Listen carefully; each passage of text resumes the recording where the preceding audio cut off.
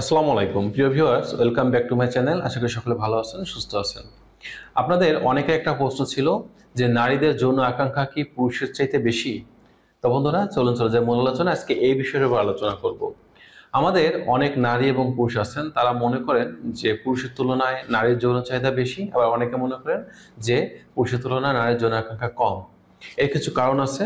আমরা যখন সামাজিক মাধ্যমে বিভিন্ন প্রকার মুভি দেখি, ড্রামা দেখি, তখন সেখানে যে বিষয়টা দেখানো হয় যে একজন পুরুষ সঙ্গী হয়তো সহবাস করতে চাইছেন, কিন্তু এই সময়টাতে স্ত্রী সায় দিচ্ছেন না বা সে সহবাসটা করতে চাচ্ছেন না। এরকম বিষয়গুলো যখন আমরা দেখি, তখন এটাই মনে হয় যে একজন পুরুষের তুলনায় একজন নারীর চাহিদা অনেকটা কম। কিন্তু মূলত একটা নারীর যৌন চাহিদা কম কি বেশি, এটা নির্ভর করে তাদের শরীরের কয়েকটা হরমোনের উপরে। পুরুষের যৌনতা যেমন নির্ভর করে তাদের শরীরে একটা মাত্র হরমোন, টেস্টোস্টেরন হরমোনটার উপরে। যদি কোনো পুরুষের শরীরে এই হরমোনটা বেশি থাকে, তখন তাদের যৌন চাহিদা বেশি থাকে, এটা কম থাকলে কম থাকে। কিন্তু নারীদের ব্যাপার কিন্তু ভিন্ন। একজন নারীর যৌনতা নির্ভর করার প্রথম নম্বর যে হরমোন, সেটা হচ্ছে টেস্টোস্টেরন হরমোন। অনেকে মনে ভাবেন যে এটা তো পুরুষের হরমোন, কিন্তু এটা কি নারীদের থাকে? বিষয়টা হচ্ছে সত্য যে হ্যাঁ, এটা নারীদেরও থাকে, তবে পুরুষের তুলনায় কিছুটা কম থাকে, এবং এই টেস্টোস্টেরন হরমোন লেভেলটা কিন্তু তাদের যৌন চাহিদা বৃদ্ধি করতে কিছুটা কাজ করে। দ্বিতীয় নম্বর যে হরমোন থাকে, এটাকে বলা হয় ইস্ট্রোজেন হরমোন, বা নারীর যৌন আকাঙ্ক্ষা বৃদ্ধির অন্যতম একটা হরমোন। এবং এই ইস্ট্রোজেন হরমোন এবং টেস্টোস্টেরন হরমোন লেভেলটা যখন স্বাভাবিক পর্যায়ে থাকে, তখন একজন নারী যৌনতার চরম শিখরে অবস্থান করেন। আর তৃতীয় নম্বর যে হরমোনটা থাকে, এটাকে বলা হয় প্রজেস্টেরন হরমোন। এই প্রজেস্টেরন হরমোন যখন শরীরে বৃদ্ধি পায় বা বেশি হয়ে যায়, তখন একজন নারী যৌনতা আকাঙ্ক্ষা একেবারে অনুভব করেন না, বা তার মধ্যে যৌনতা নেই বললে চলে। কিন্তু যখন এই প্রজেস্টেরন হরমোন লেভেল কম থাকবে, অপরদিকে টেস্টোস্টেরন এবং ইস্ট্রোজেনটা বেশি থাকবে, তখন সেই মেয়েটি কিন্তু যৌনতার চরম শিখরে অবস্থান করে থাকেন। এখন বিষয়টা হচ্ছে যে নারীদের এই যে হরমোনাল বিষয়টা, এটা কিন্তু তাদের জীবনের বিভিন্ন ধাপে ধাপে পরিবর্তন হতে থাকে। যেমন একজন নারী যখন মাসিকের সময়টা আসে, তখন কিন্তু দেখা যায় যে তাদের আসলে যৌন চাহিদা কম থাকে। কিন্তু মাসিক চলে যাওয়ার পরে, যখন তাদের ওভুলেশন পিরিয়ডটা হয় বা ডিম্বের পরিস্ফুরণ আমরা বলে থাকি, যখন সহবাস করলে বাচ্চা কনসিভ করার মতো সময় থাকে বা সময় আমরা বলি, সেই সময়টা ওভুলেশন পিরিয়ডটা একজন মেয়ের শরীরে প্রচুর পরিমাণে ইস্ট্রোজেন হরমোন নিঃসরণ হতে থাকে বা ইস্ট্রোজেন হরমোন উৎপাদন হতে থাকে। এবং এই সময় টেস্টোস্টেরন হরমোন লেভেলের মাত্রাটাও স্বাভাবিক থাকে, যার কারণে এই সময় একজন নারী সবচেয়ে বেশি যৌনতা অনুভব করেন। এবং সে সবসময় দেখা যায় এই সময়টা যখন আসে, তখন তার হাজব্যান্ডের কাছ দিয়ে ঘোরাঘুরি করেন, খুনসুটি করেন, একটু দুষ্টুমিমূলক কথাবার্তা বলেন। এবং এই সময় তার যদি হাজব্যান্ড তার কাছে সহবাস করার ইচ্ছা নিয়ে আসে, তখন দেখা যায় সে এতটা এক্সাইটেড হওয়ার কারণে তার বুক ধড়ফড় শুরু করে, অর্থাৎ তার হার্টবিটটা অনেক বেড়ে যায়। এবং এর পাশাপাশি দেখা যায় তাদের যে ভ্যাজাইনার যে ক্লাইটোরিসটা আছে, ছোট্ট মটরশুঁটি দানা মতো, এটা সংবেদনশীল হয়ে যায় বা ইরেক্টেড হয়। অর্থাৎ পুরুষের যেমন পেনিসটা সুদৃঢ় হয়, শক্ত হয়ে যায়, ঠিক একইভাবে তাদের এই ক্লাইটোরিসটা কিন্তু সংবেদনশীল হওয়ার মাধ্যমে ইরেক্টেড হয়। এবং এটা কিন্তু অনেকটা অনুভূতি, কিন্তু একটা খুব ভালো অনুভূতি, যৌনতা অনুভূতি কিন্তু এই সময় প্রকাশ করে থাকে। এবং এর পাশাপাশি যেটা হয়, মেয়েদের যে ভালভা আছে, এই ভালভাটাও কিন্তু ফুলে যায়, এবং এখান থেকে এক প্রকার কামরস বা এক প্রকার যে তরল নিঃসরণ হতে থাকে, জায়গাটা পিচ্ছিল করতে থাকে। এবং অনেক সময় দেখা যায় মেয়েরা বা স্ত্রী ঘেমে যাচ্ছে, অতিরিক্ত এই যৌনতা অনুভব করা বা এক্সাইটেড হওয়ার কারণে এই সিমটমগুলো কিন্তু তার মধ্যে পরিলক্ষিত হয়ে থাকে। দ্বিতীয় নম্বর যে বিষয়টা থাকে, একজন নারী যখন বাচ্চা কনসিভ করে বা গর্ভাবস্থায় থাকেন, তখনও দেখা যায় তাদের শরীরে ব্যাপক হরমোনাল ইমব্যালেন্স চলে আসে। অর্থাৎ এই সময়টাতে দেখা যায় যখন একজন নারী তার পেটে বাচ্চা থাকে, এবং ওই বাচ্চা বড় হওয়া বা তার বৃদ্ধি সবকিছু নির্ভর কিন্তু মায়ের শরীরের পুষ্টি এবং ভিটামিন শোষণের মাধ্যমে বা গ্রহণ করার মাধ্যমে সে বড় হয়।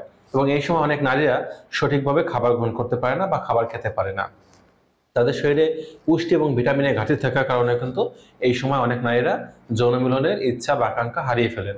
তবে যে সকল নারীরা নিয়মিত পুষ্টিকর খাবার গ্রহণ করতে পারেন, তাদের কিন্তু এর ব্যতিক্রমটা হয়। তাদের কিন্তু যৌন মিলনের ইচ্ছাটা স্বাভাবিক পর্যায়ে থাকে, বা অনেক সময় দেখা যায় অনেকটা বেশি থাকে। তৃতীয় নম্বর যে বিষয়টা থাকে, সেটা হচ্ছে যে একজন নারী যখন বাচ্চা ডেলিভারি পরবর্তী অবস্থায় থাকেন, অর্থাৎ বাচ্চা দুনিয়াতে আসার পরে, ভূমিষ্ঠ হওয়ার পরে বাচ্চাকে বুকের দুধ খাওয়াতে হয়, তখন দেখা যায় তাদের শরীরে ইস্ট্রোজেন হরমোন প্রচুর পরিমাণে কমে যায়। কারণ এই সময় তাদের শরীরে প্রচুর পরিমাণে প্রোল্যাক্টিন হরমোনটা উৎপন্ন হয়। এবং প্রোল্যাক্টিন হরমোন উৎপন্ন হওয়ার পাশাপাশি তাদের শরীরে প্রচুর পরিমাণে অক্সিটোসিন নিঃসরণ হয়। এই সকল কারণে দেখা যায় যে একজন নারীর যখন বাচ্চাকে বুকে দুধ খাওয়ান বা স্তন্যপান করান, তখন কিন্তু তাদের শরীরে ইস্ট্রোজেন হরমোন লেভেলটা কমে যায় এবং এই কারণে দেখা যায় যে তারা আগের মতো যৌনতা অনুভব করেন না। 4 নম্বর যে বিষয়টা থাকে সেটা হচ্ছে একজন নারী যখন বয়স বেড়ে যায় বা মেনোপজে চলে আসেন, তখন দেখা যায় তাদের এই শরীরে প্রচুর পরিমাণে ইস্ট্রোজেন হরমোন কমে যায় বা ঋতুচক্র বন্ধ হয়ে যাওয়ার ফলে তাদের কিন্তু আগের মতো আর ভ্যাজাইনাল সিক্রেশনটা হয় না বা যোনি শুষ্কতা দেখা দেয় এবং এই সময় কিন্তু একজন নারী আর আগের মতো যৌনতা অনুভব করেন না। কিন্তু এই সকল অবস্থার মধ্য দিয়ে যদি একজন নারীকে যেতে না হতো বা তাদের জীবনে এই পরিবর্তন না আসতো, তাহলে কিন্তু একজন নারীকে তার যৌন চাহিদা পূরণ করার জন্য 2 থেকে 3 জন পুরুষও কিন্তু তাদেরকে যৌন চাহিদা পূরণ করা সম্ভব হতো না বা তারা পারতো না।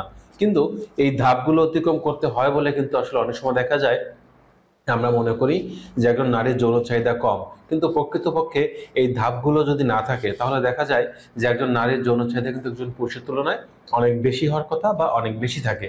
এবং নারীদের যৌনতাকে কিন্তু আসলে গরম পানির সাথে তুলনা করা হয়, অর্থাৎ আপনি যখন পানিটা গরম করবেন এটা কিন্তু ধীরে ধীরে কিন্তু জাল দিতে হয় এবং উত্তাপ হতে হতে একটা পর্যায়ে ফুটতে থাকে।